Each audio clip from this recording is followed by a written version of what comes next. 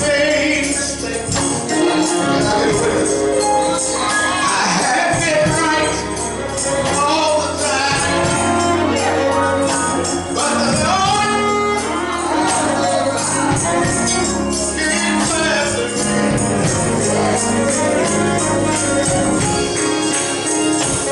It's a loving, marvelous goodness. I know it, but I remember.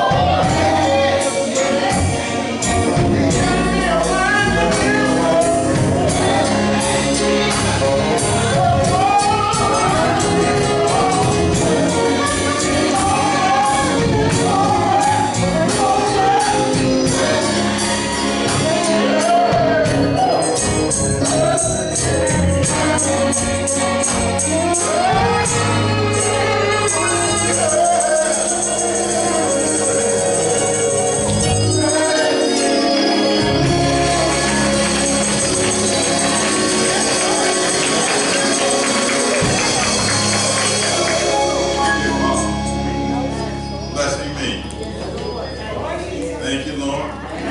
Bless your name. Thank you, Lord, for everything. We stand before you as your people, the sheep of your pastors. We thank you for your mercy, your favor, and your grace. We acknowledge you that it's in you that we live, move, and have our being. That we're the sheep of your pastors. We can do nothing without you. The God of gods, the King of kings, the great I am. The one that created all things, sustained all things. It is you that made us in your image. Breathed into our lungs and we became a living soul. We're thankful, Father, to be able to stand before you this morning and stand without spot or blemish. You said if we confess our faults, you are faithful and just to forgive us and cleanse us, Father. So we ask you for cleansing this morning. Praying also for healing this morning. Deliverance this morning. Touch your people, Father. They're such a great people, Lord. Touch me as thou speaking for this morning, God. Let the words of my mouth and the meditation of my heart be accepted in thy sight. Let the words that I speak be the words that you have put into my heart, into my mind. That I may be what you would have me to be. And those that have an ear to hear, let them hear. Thus says the Lord. In his Son's name we pray. Thank you, Father. Amen. She's giving honor to God this morning at the head of my life, giving him honor for all, because to him all honor is due. Thank him for being able to be here this morning. Thank him for bringing me through a short week of working at school. 4 days, but those 4 days seem like more than 24 days. Sometimes. Also, the fact that there are a lot of things that happened, but I thank God that we came through it successfully. I'm sure it was yourself. Thank the pastor for letting me be here this morning. He could have told me no and could have not let us preachers practice on his congregation, because we practice. We haven't perfected it yet, we're still practicing. We get better every time we do it, but we're still practicing. Give him honor for his diligence and patience and success, and give honor to the First Lady. Queen of this house. Amen. To all the other elders and their wives here, Elder Moore, McElroy, Smith, and their spouses, for being supportive of them as they come forth every day. Giving honor to our this missionary in her absence. You know, God has blessed her no matter where she might be. Give honor to all of you all as well, because you all didn't have to be here, but you are. Thank God that you pressed your way to be here this morning. I thank God for all that has gone forth. Now, if I start giving all accolades right now, I'd be in trouble, but I can't do that today because I have to bless my household as well. Give honor to the queen of my house. I also call her the governor of the state, mayor of the city. Most of all, she's important.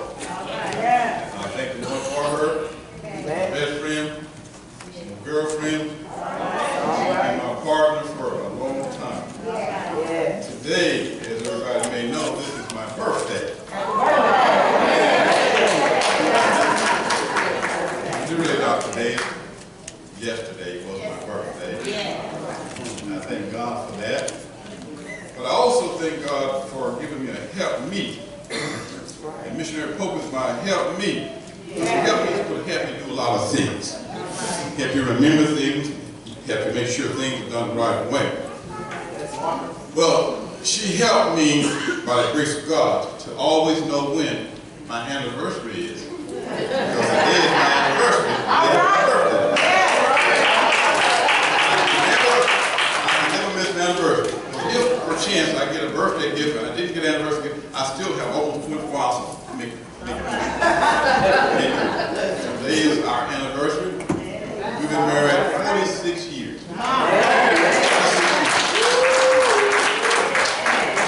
In And to know how you came to be would be surprising to you. I'm going to tell you a brief little story about that, and then I'll move on into the message here. She and I, let's see how to say this. The day we officially got married, we had only seen each other 3 times. We never went on a date. We never went on a date. Never went on a date. She is what one might call a mail-order bride. That's right, mail-order bride. All right. I met her through a friend, and by doing so, the friend introduced me her through the process of the post office. Wrote her a letter when I first saw her name. I like the name Patricia. And as I wrote her a letter, I talked about all the things that I bought, all the things I was going to do, and then, oh, by chance, guess you wonder who I am. So I told her who I was. Of course, she took that letter and said, man, get this guy. She threw it in the corner and never looked at it for a while. But I wrote her back again. And she, her curiosity got the best of her, so she wrote me back. And so we corresponded back and forth for a long period of time. And I was planning on saying, okay, now since we correspond a lot, let's meet each other. Well, God didn't plan for us to meet us just yet. So, because I was in the military, they sent me to another place, and we were further away instead of being closer away. And so we corresponded again by telephone and of course by mail. Back in those days, they had cassette tapes, and so we sent through cassette tapes. So, we did have pictures, of course. So by the time my time was required for me to come back to the United States while I was away, then I said, well, I guess this is already the time to meet. And so I made arrangements to meet with her for the very first time. Very first time. I had never seen her, I had his pictures, but I prepared for meeting time. Because prior to meeting her, I sent her a diamond, a pearl ring, and said, this is a free engagement ring.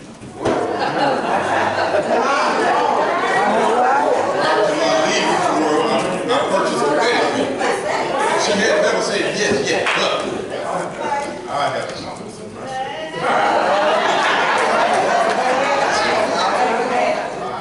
So when we finally did meet and gave her the rings and so forth, we had to go to a place known her sister, one of her older sisters, was getting graduated. So this is all in Texas. So we drove to Dallas, Texas for her sister's graduation. And since I rode with her, because that's the first time I met her, I went down and meet her, and we went to her sister's graduation. And went to her sister's graduation. When we got there, sister was changing clothes and so forth. And I was down there and I said, okay, it's time. She said, it's time for what? I said, it's time for us to make this vision. And then at the Holiday Inn, there was a small chapel in the back, at the corner of the makeup, all the thing. And there's 2 little pews, and I said, let's go here, let's go make this vision. So now I kneel down on the pew and we ask God to put his anointing on this relationship. And I put the ring on the table and she ran back out.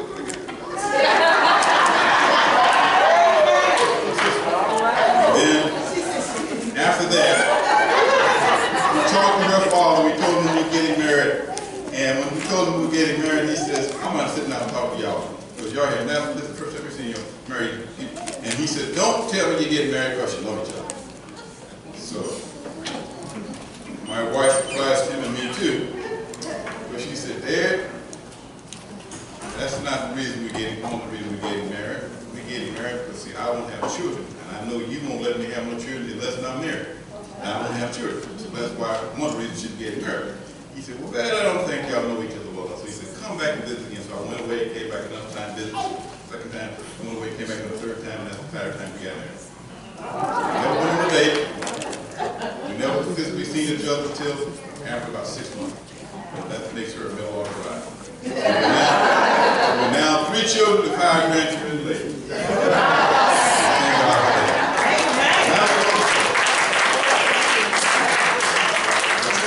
They all write a book about it. Okay, enough about me. It's my turn to give on to you. Oh, before I forgot to do something. I forgot to do something again. Happy anniversary.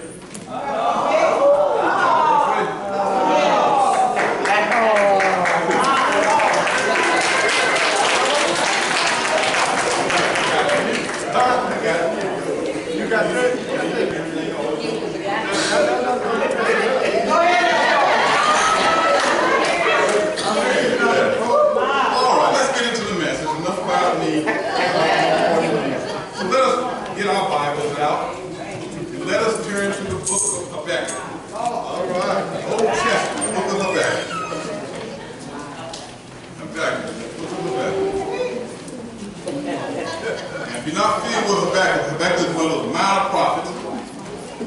very small because we don't have 3 chapters. But it's between Zephaniah and Nahum. Yes. Not minor prophet because what they say is of not significant value. Minor only because there wasn't a whole lot of it.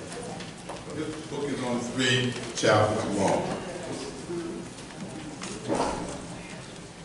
The very first part of Habakkuk, I hope you have your Bible open to that point. So we're going to Habakkuk, the 2nd chapter, first 3 verses. I will stand on my watch and set me upon the tower, and will watch to see what he will say unto me, and what I shall answer when I am reproved. The Lord answered me and said, write the vision and make it plain upon tablets, that he may run that readeth it. For the vision is yet for a appointed time.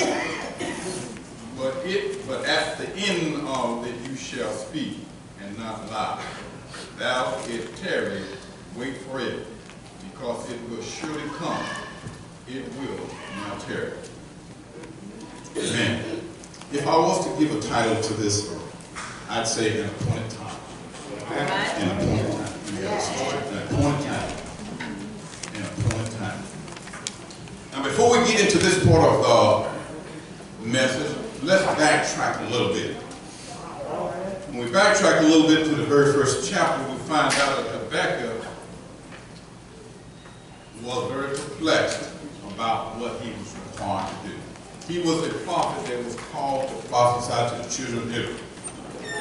And he was sent to prophesy to them when they were doing well, but also doing bad. Doing well because they were prosperous, but doing bad because they were abusing one another. The so-called members of the church were treating those non-members of the church terrible. And Habakkuk felt that God was not knowledgeable what was going on. So he had a personal complaint. He said, how long must I call for help, but you don't listen? He's talking to God. I cry out to you about the violence, but you do not save. Why do you make me look at such injustice? And why do you tolerate so much wrongdoing? This is what Habakkuk was concerned about.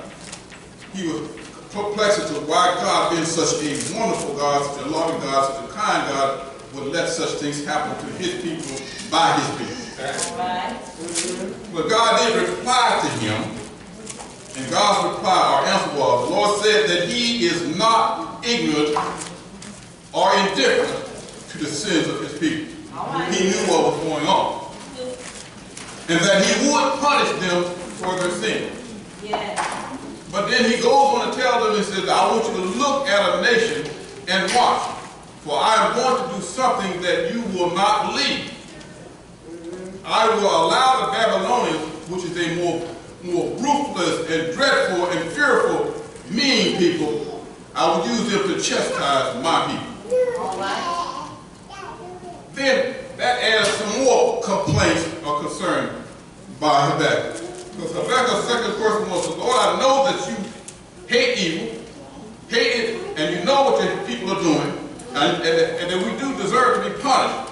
But why, being a holy God, will you pick a very unholy group of people to punish us?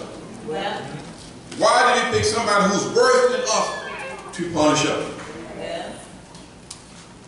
So you are holy and you can't tolerate evil or wrongdoing. So why do you permit a worse nation than us and sinful us to chastise us, to take care of us or handle us? Well, God answered in this particular part of our scripture that we read already. He said, I want you to write a vision and wait. Watch and wait. And he said, then the just shall live by faith. Watch and wait, for the just shall live by faith. Now, if we take a note of the word vision, what is a vision? That's going to be at an appointed time. But what is a vision? Vision is a promise. But it's not a promise that just doesn't happen. It's a promise that will come at an appointed time. Well, what is an appointed time? It's a predetermined time. Just like you have a doctor's appointment, that's a predetermined time when you will go to your doctor. God has shown you some things, but they will happen at a predetermined time. Yeah. They will not happen when you want them to happen. They will happen when God has decided for them to happen. Right. He's going to show us a lot of things, but we cannot rush or hasten these things that He has shown us or given us. God has made promises to us all, and has made a promise to us all. He is God and He's faithful and just, so He will fulfill His promise. Yeah. But we cannot make His promise come to pass just because we want it now. Right. We're a want it now nation. We want it now people. But we can't have this now just because we want it now. It's an appointed time. Yeah. Nothing, I would believe, nothing happens in society and life by circumstance or by accident. It's all appointed by God. Yeah. It's all appointed by God. He has already set the time when things will happen. Yeah. We think we know what's going to happen, but God knows what's going to happen because He set the time. He controls the concept of time. And so it's God's appointed time. He appointed the time. He appointed a time when you were to be born. He appointed a time when you will die. He has already this in His control of an appointed time. So that promise of vision that you are praying for and He's praying for, and we are praying for certain things, but we are realizing that it will happen should we have an appointed time. God has an appointed time for everything. According to Ecclesiastes, it tells us there's a time and a season for everything. Time for everything. The sun doesn't come up until God says it's going to come up. The moon, the sun doesn't go down until God says the sun is going down. Now we may say, well, the sun is coming up about 30 minutes before. It's not coming up 30 minutes before it did last time. It's just we adjusted our day, so our day. So we don't greet, when we talk about day, I said, you don't get more light in the summertime just because it's summertime, you get more light. No, you don't. We just adjust our day, so we have more light today versus real light at night. The light is still, the amount of light is still the same. It's just now the axis on the earth, we tilt forward or backwards, so we can get more light in the summertime than you in the wintertime. So we have got any more light. The same light we've been getting ever since the world has been in existence. Amen. We just adjusted our lives to make the light more beneficial to us. But God tells us about this concept of having to wait. And we don't like to wait. God is never too early, and He's never too late. And we may want things to move faster in our lives, but God is never too early and never too late. The problem we have with waiting is two things: anticipation and expectation. We anticipate things to happen, and we expect things to happen. And if we anticipation, we will look forward to it. Expectation, we expect it. We expect things to happen, especially when God says, I'm going to do this, we expect it to happen. Okay, when God's going to make it happen? And if it doesn't happen when we think it happened, we become discouraged. We begin to realize the face that we had on set when we were really happy and joyful this going to happen, and it didn't happen. Then we begin to say, well, maybe God didn't tell the truth, or maybe I didn't say the right thing, or maybe something, or maybe a lot of maybe. So we begin to doubt God. But realize that everything has an appointed time. Yeah. We can't hurry God. We just gonna have to wait. Yeah. How long do we have to wait? As we mentioned this morning in our Sunday school, that sometimes God will answer to you instantaneously. Sometimes it's very slow. And sometimes it's slow as they become years, months, weeks, months, and years. So your anticipation may not come as quickly as you think. So God controls that concept of time. Yeah. You have to wait. We have to wait. But we do not like to wait. We do not like to wait. That's why we have instant TVs, instant dinner. All right. Because we don't like to wait. Yeah. When our computer is slow, we're going to go out and buy another because it's too slow. We want another because this one is too slow because we don't like to wait. No one wants to wait, but we do have to wait. We wait in traffic. We wait in carpool. We in waiting patterns. Sometimes we walk lane land. You go to the grocery store, you got to wait to check out. If you flip off, you may have to wait for the food in front of you to get finished.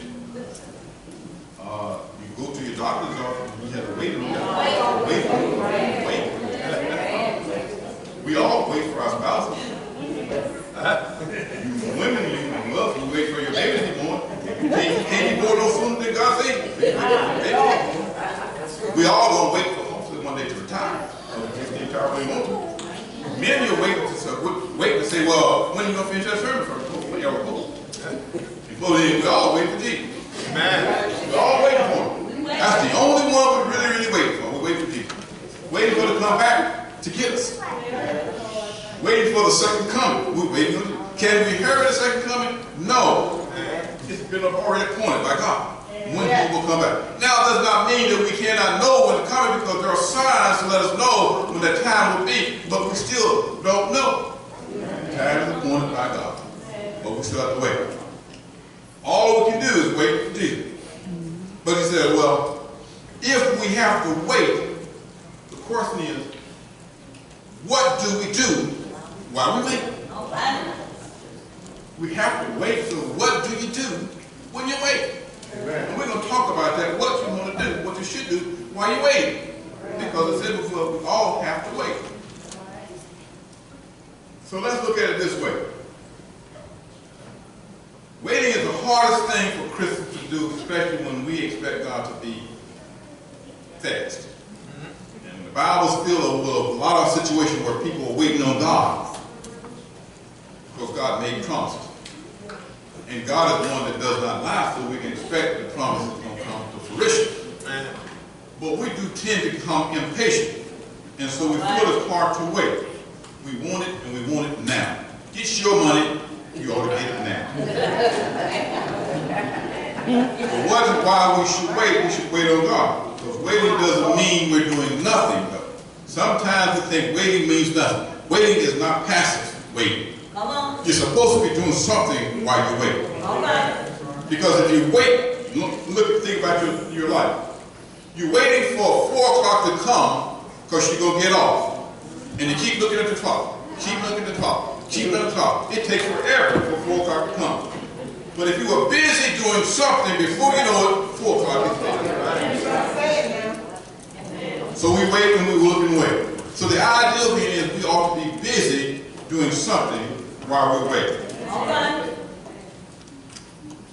We ought to wait, true enough, because we can't do nothing but wait. But while we're waiting, we ought to be working. Those who wait are those who work, because they know what they're waiting for. They know what the vision is. Stephen Covey is a person who has a thing called the 7 habits of highly effective people.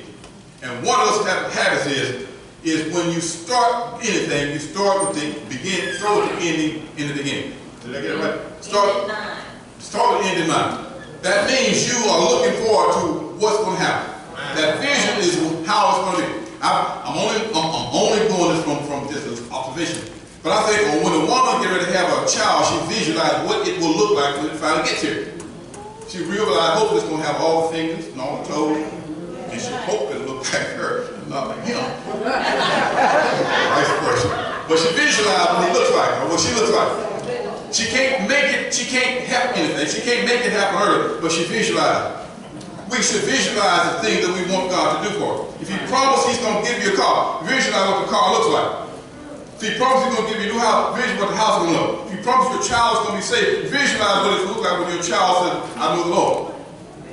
Visualize. Keep that vision in your mind. If you keep that vision in your mind, then you will always stay focused on the path you need to go. Yes. Sometimes if we get our mind off of what God has promised because we're not looking at the vision, then we forget about what God has promised and we begin to worry and fall. So we are to work, and our work is not in vain. Wait in the confidence, in the discipline, expectation, active, sometimes painful waiting on God. Because sometimes waiting on God is painful. Painful. Especially when you expect God to heal and he has not healed yet.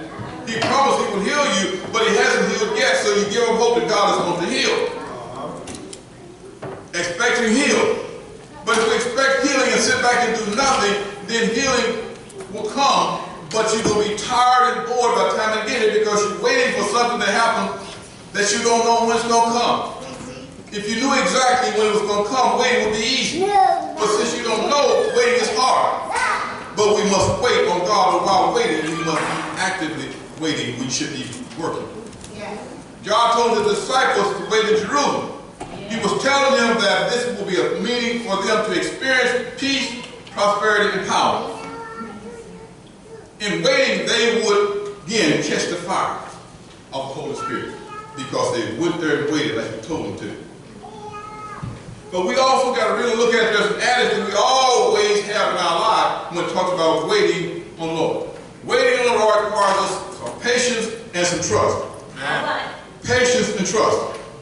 If God has promised it, He is going to bring it to fruition. But it requires us to be patient and wait on God because we can't rush this process. And when we rush things, sometimes we mess them up. Because it wasn't exactly what God wanted and when God wanted. So we are living at it. He says, don't just stand there, do something. That's how I am. Don't just stand there and do something. Well, God says just the opposite. Don't just do something, stand there and wait for me to do what I promised to do. We say, well, I just can't stand here and do nothing. I got to be doing something. God says, no, stand there, do something, well, let me do it. Because if you do it, you mess it up. So it tells us in Exodus 14th chapter, verse 13 and 1 Samuel, God tells them to stand still and see the salvation. Amen. Seek me and work, but stand still and let me do the work. There are benefits that we are to do for waiting. There are benefits of the doubters that we do not like to wait.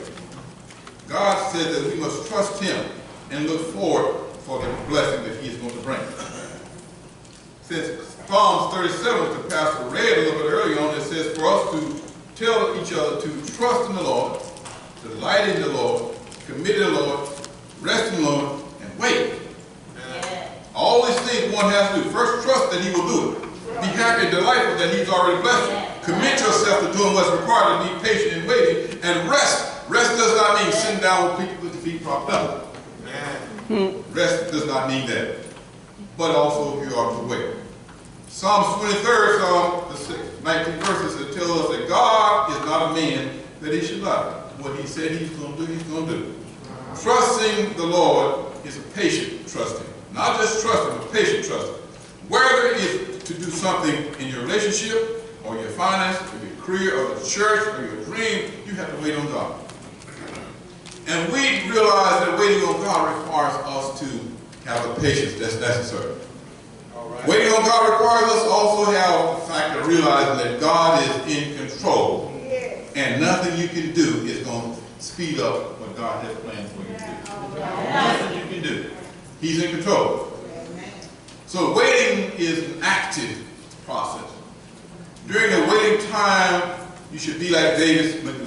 Rebecca said, I'm going to build me a watchtower. I'm going to watch and wait and see what God's going to do. The psalmist declared, I waited for the Lord. Yes. My soul waited. I waited for the Lord. I waited and put my hope in His word. I waited for the Lord more than a watchman for the morning. More than a watchman for the morning. That's what he was saying. Now, in biblical times, they would establish a watchman. Because in biblical times, you might say around the city, if you have an enemy out there, you want to protect yourself from the enemy, you put out watchmen to make sure that the enemy doesn't come to attack you unaware. These watchmen more so during the day, but greater even for a requirement is in the night. Because you're the watchman must watch for the enemy, because they may attack by night. In nighttime in our life may not be dark. It's just maybe a dark time in our life. That's when the enemy comes. He don't come when you're happy. He comes when you're down. To keep you down. So you have to watch. But when you watch, you got to be alert and obedient. Ready to respond when you are needed to. When you call upon, you should spring into the action. But on the other hand, the watchman does not control anything. When the sun comes up, things get better, but the watchman can't make the sun come up any quicker. He may want it to come up, but he can't make the sun come up any quicker.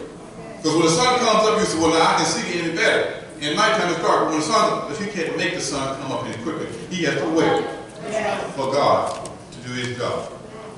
You do your job while you're waiting on God to do His. You have a job to do. You do your job while you're waiting on God to do His job. Now, when we think about waiting, we have to realize that we cannot change anything. So we have to wait on God. Yes. We are patient in God's waiting room. We are patient in God's waiting room. That's why we have to have patience. We can wait on God and trust in His wisdom and His time. I've heard that it was said the person who waits on God loses no time. Time spent waiting on God is never wasted time, nor should it ever be idle time.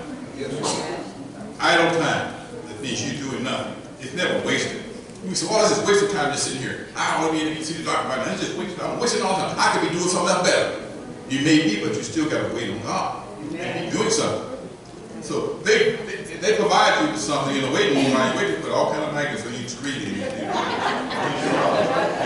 got magnets to read to increase your knowledge. And now, most of you, while you're waiting, you pull a little cell phone out. So you're learning something, maybe not that's the sort of thing that you may know, but you're learning something. So those are patient watchers. And all of a sudden, it's, oh, Mr. Butler, oh, yeah. So you get bored, so you got to be active. So you got to be active while waiting. You can wait with confidence because you know that you're waiting on someone that will not fail you. Waiting on someone without failure. There are a lot of things in life that you wait on with confidence and it fails you. Some of us may be waiting on retirement because we work for a company for a number of years. They tell us when we reach a certain age, after a certain number of years, we're going to retire. And then when we finally get there, they say, oh, there's been some glitches in the system. You can't retire, and that money you thought you put away is gone. It's gone. That would be disappointing. But we know God, when God made a promise, and He said, in His house there are many mansions. So you got one up there. He ain't going to renege on that. It's going to be there. But you're going to have to do your part to get there. You got to do your part to get there. I've already built it. I've already furnished it. But you're going to have to do your part to get there. Now, we talk about how pretty it is, but you can't get there just yet. You're going to have to wait. And when we talk about leaving Earth, we all going to leave sometime. We don't know when. Since you don't know when, you need to be prepared every single day. Every day. Because God has appointed a time for you to die. You would like to know, so Lord, could you just tell me when I'm going to die? Can you just let me know? Well, you're going to die in year 2085. Oh, great. I got a lot of time left.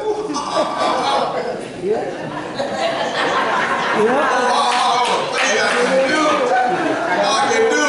Because I know that I'm going to die in 2085. So in 2084, oh Lord, forgive me. Lord, forgive me for all my sins and my transgressions. Lord, forgive me. Because you want God to help you in that last year. At least you give him a year. Some people might suggest the day before he's coming home. Oh, right, I'm going to start right now. You don't put off to tomorrow what you should be doing. Waiting on God. When we wait on God, sometimes we think we have to fix it. Because what happened is not going fast. As a man and a woman, we always want to fix things. We like to fix our problems. We like to fix our relationships. We like to fix our conflict. We like to fix our career. We want to fix our church. This church ain't operating right. We got to fix folks out. We want to fix and control the situation. Can't control the sun, so sometimes we can't fix it. Now, I'm speaking to the men. I'm speaking to the men. When your wife comes to you and tell you that there's something that she's concerned about, we as men like to try to fix it for her. I'm here to tell you guys, they don't want us to fix it. They just want us to listen to them. And say, yes, dear. Okay, dear. Because they already have worked out what they're going to do. They already know what they're going to do, so they just want us to listen. I said, yes, dear. Then she'll go away happy and do what she's supposed to do. Because when we fix it, we mess it up. So just talk to God. Hey, y'all, listen to this one. Talk to God. When they want to fix it, they will fix it. You don't try. I'm practicing, talking from experience. I went home, she came on outside. She don't hear what I have to say to how to fix it. She's just going to fix it, but I just want to have to say, yes, dear. Yes, dear. I agree with it. Yeah, they're hard on you, they're not getting the right people. I agree with it. She's already got a way to fix that. So we got to realize, guys, we can't fix everything. Waiting on the Lord allows us that we must allow and realize now we must wait on God. We can't do it. Let God do the work. Not have time for God to do the work, we also don't wait to speed up, cannot wait to speed up the process. Let me give an example. Abraham decided he wanted to speed up the process a little bit. Yeah. Yes, sir. Because God had made a promise to him and Sarah about having a child. One, they couldn't. Like I said, talk about waiting, we must work. Let me give an example of waiting and work. It says, a farmer can wait for summer for his harvest because he has done the work that he must do of seeding, watering, and waiting on God to bring the increase. He can't expect a crop at the end of the summer if he didn't water the ground, he didn't put the seed in the ground, he didn't prepare the ground. So he can wait with confidence. I've done all the things that I need to do for me to have a good crop, so now I can wait. But if I didn't plow the land, let it fertilize it out, didn't do what I was supposed to do to put the plants out at the right time, then I can't expect to get a crop. All right. I have to do my part in work. But then your part in work does not mean you take over God's part. Amen. You can't take over God's part. When God's prepared for that plant to come up, it's going to come up. It will not come up a minute sooner than you want it to come out of the ground. It's going to come out when God has purposed it to come out of the ground. But we can still wait with anticipation and expectation that's going to happen because we've done all that we can do. We can't fix our children. We can't get our children saved if we don't do our part. Our part is to introduce them to God and keep God before them. But the saving of our children is not in our hands. It's in the hands of God. Same with our spouses. We cannot save our spouses, but we can do the things necessary that God says we ought to do to prepare them for salvation when God says it's time for them to come in. Amen. For them to come in. Sometimes it's not for them to come in. You tell that looks bad. Sometimes it's not for them to come in because it's not the will of the Lord. Is the will of the Lord for some to die? No. But what you do and what I do, because what you do is not the only thing that's done for saving of your children. If all is done on your hand when you have to talk to them and talk to them and talk to them, it's not only up to you. God also inspires other people to talk to your children too. Amen. You plant the seed, but somebody else come along and put a little water on it. Come on. Somebody else put a little fertilization on it. But God will bring increase. So it's not solely in your hand that your children get saved. Others God put in the path of your children or your spouse to help them get saved. Amen. But even when God put these people in the pathway for them to get saved, they still may not get saved. If they ignored you and they ignored them, that does not mean that you have been failed. I have some children in my household, and we looked at our children. We thought our children were such terrible children when they got old because they broke every rule that we taught them in the church. They decided that, we said, we thought we were a bad parent. My middle daughter said, Daddy, you and Mom, y'all are good parents, y'all are a bad parent. We just decided when we got a house, we're going to do what we're going to do. Nothing you said and nothing you could have done would have changed it. We've decided we're going to do what we're going to do. Guess what your children says too, I think. Once they're out of your tutelage, out of your leadership, out of your family, they're going to do what they want to do. Hopefully you've trained them. Hopefully you have taught them. Hopefully you have put it in them so that when they're away, they will not forget. It will be in them. You may have to dig deep to find it, but it's there. Amen.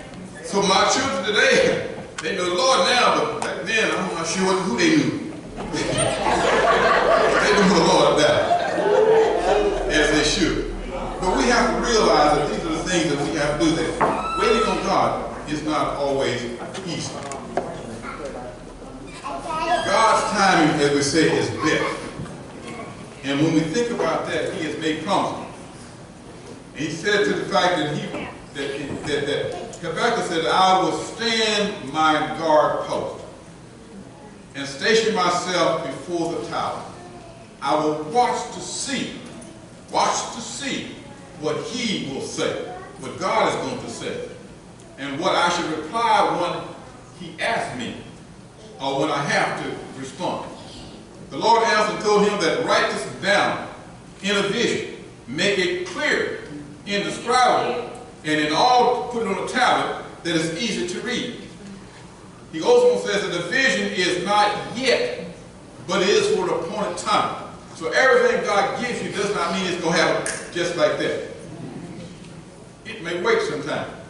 Because realizing sometimes we may be ready for what God wants to give us, or we think we are, but God says you're not ready yet. All right. We've heard this bad answer that there's too much too soon, which is in some cases true. But God is never too much too late. God never is late.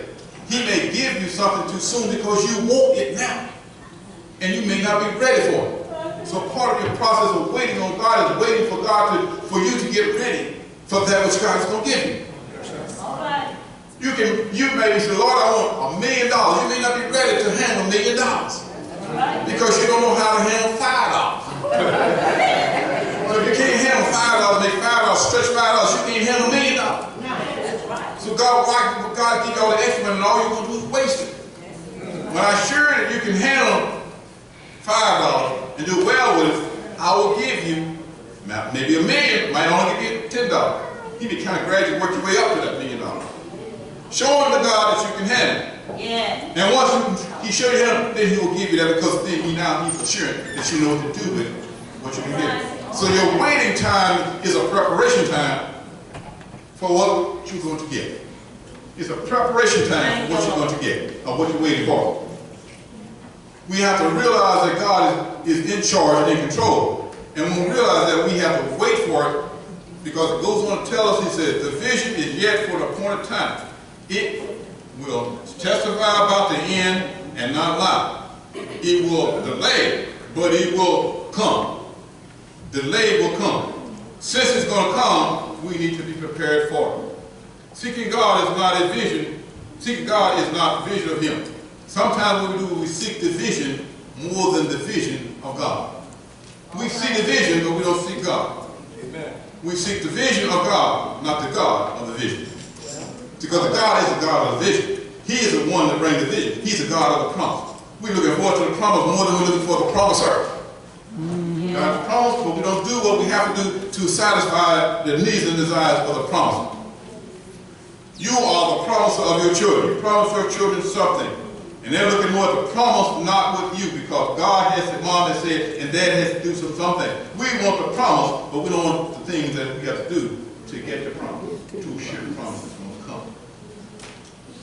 So during this time of waiting, we ought to be working. And while we're working, we will never be disappointed. We will never be disappointed. During those times, we will wait patiently on the Lord. We will know and deeply down inside that he is working for us too. We may not see the work of God while we're working. We may not see God's work because he's working deep behind the scenes. But he's going to make it pass. He will reveal it to you when it's time for you to get it. Yes, sir. So you will never be disappointed by waiting on God. Now, I'm not saying that you should be idle and just wait for God to do something. He says, we always say, let go and let God. That does not mean we just sit back and say, okay, I'm letting go of God, let's see you do it. No, that's not what God expects you to do. Sitting around and doing nothing is not what God expects you to do. You have to be out there doing something. So we know that, and I'm going to talk about this concept here. We want this church to grow. Amen. We want to see the pews full. We want to see them. And God has given the vision to some that it will be filled. Yes. But what are we doing to help it get filled? Talk about the adage that if you build it, they will come is a lie. Amen. You can build a garbage dump, they're not all coming. They come if there's something there they want. Amen. And they don't want garbage. If it was, it wouldn't be a lot out there. Amen. So you build it, they will come if it's something they want to come to. Okay. All right. But you're going to have to sell what you build. You're going to invite what you build. You're going to make it known to the world what you're building so they will come. So we should go in the highways and hedges and compel them. They're not just going to come in this church because we have a nice answer here. Amen. They're not coming here just because it's a pretty building. They're not coming for that reason. Because there's a lot of pretty empty buildings around. Amen. Pretty empty buildings around. There's a lot of empty stores in the city of Jackson. There were nice little stores, but the people didn't come to the store enough for the store to stay in existence. People don't come to the church enough for the church to stay in existence because we do not prepare for them. Because if they came today, they all flocked today, can we handle them? Well, if they all showed up next Sunday, the pews were full, can we handle them? Can we reach their needs? Can we reach their desire? If we can't reach them, then they came in vain, because when they come and they can't get what they want when they come here, they won't come next week or the week thereafter. So we have to be prepared for the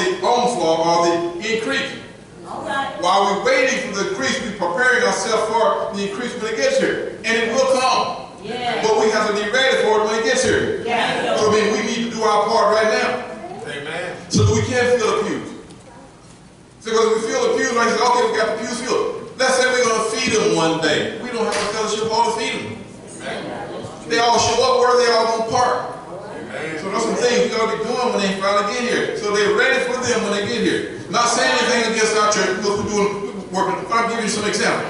I'm not saying that we're not doing our part, because I'm sure we're doing our part. Preparing the parking lot, preparing the fellowship. We're doing that. You put out building funds because you want the building to grow and prosper. You're doing that. But that's not all that you need to do. Money goes a long way, but assistance goes even further. Feed them in. And they talk about the concept of fishing. Give them a fishing deal. Eat for one day, teach them how to fish deal, eat forever. That's the same boat from here. Yeah. So we need to work together if we're going to accomplish these things. Amen. So we're not trying to tell you that you sit around and do nothing. We need to be seeking the face of God daily. We need to be reading God's word so that we can receive the thoughts and the outlook that God has for us in our life. Yeah. We need to be prayed and be in communion with the Father so we'll know His will. Yes. We also need to be doing what we know to do while we wait to be called to do what we have to do. Amen. All right. Because you're going to be called to do it. You're going to be called to go out and highway head. You're going to be called to teach Sunday school. You're going to be called to teach YPWW. You're going to be called to teach Bible meeting. You're going to be called to do those things. You're going to be called to sweep the floor. You're going to be called into hospitality. You're going to be called to be a helper. You're going to be called to go visitate. You're going to be called to do these things. Say that. And if you're called to do them, you need to be prepared to do it. Are you prepared to do something? No. Some of you say, well, I can't do it because I don't feel led. Well, you may not be feel led to do a lot of things. God don't wait till you get feel led. Because you may never get led. God may thrust you into something that you're going to have to learn on the run. And it's better to learn it before you have to run than to learn it on the run. All right. You know, learn it on the run, you're running, but if you already know how to do it, running won't be so bad. So we need to do what we need to do. Waiting on God requires an increase in our strength. Waiting on God requires us, and will require us, will increase our strength. Sometimes we struggle to remember that it's good to wait for the Lord, but it's not easy. It doesn't agree with us when we talk about the concept of a quick fix society. We live in a quick fix society. Trick now. Sometimes quick fixes are put together with duct tape. It only lasts a little while. That's a quick fix. But I hope you're not going to drive out. I'm sure folks are going to say, you can't drive out a car with this. Wait, duct tape on it? But fix the car. Yeah, but that's just temporary. Hey, yeah, I know it's temporary, but it didn't look good. She says tacky. She said the work order is on my side of the car, so when we look at the car, they see you too. I can get that fixed fast. So the idea is waiting on God requires us to prepare for the will of God. It's not easy. It says because there are hidden benefits in waiting, it's time for waiting our soul in the revival, in the spirit of renewal. It's written by Isaiah, but they that wait upon the Lord shall renew their strength. Yes. Waiting on God will renew your strength. Yes. Get your time to get ready for that when God is going to deliver. Not only will you renew your strength, but it says that you will also mount up on wings like eagles. You will be able to run and you won't be worried. You'll be able to walk and you don't faint. Yeah. But if you're told to do something right now and you're not prepared for it, you're going to faint, you can't run, and you won't be able to mount up. Those that wait on the Lord, there is some benefits of waiting. You and I and the church will all catch the great fire one day. When we catch the great fire one day, we as disciples of Christ are going to lead others to accept Him as personal Savior. But we must be prepared to do that. Be prepared when it comes. So waiting is not easy, but waiting is necessary. Yes, sir. In conclusion, Abraham had to wait more than 13 years before Isaac was born. For this was God's appointed time. He was 86 years old when Isaac was born, and was 100 years old when Isaac was born. 86 years old when he was told about Ishmael, but 100 years when Isaac came into this. So we are to watch, we are to work and wait, we have to be patient, and remember that God is in control. And we as the church must realize that we are not in charge. We must wait on God. And as I said, waiting is not easy. Let us stand. Wait because it has an appointed